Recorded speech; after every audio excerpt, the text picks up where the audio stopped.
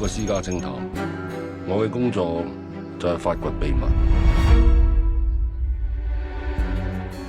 嗰個女人嚟報警，話個男嘅打佢，個男嘅話個女人俾老婆佢打。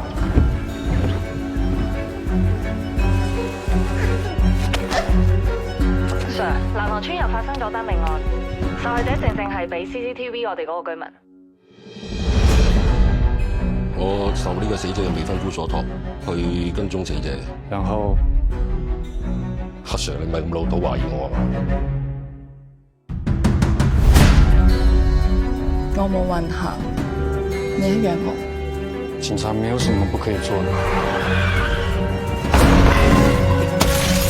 如果有人同你講話你老婆有外遇，你查唔查？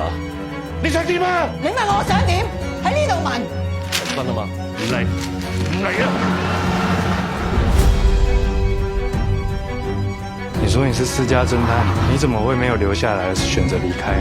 我懷疑佢同南塘嗰單謀殺案有關。你黐又玩到咁大，如果搞我屋企人，我一定殺咗佢。你信唔信？我其實冇出軌啊！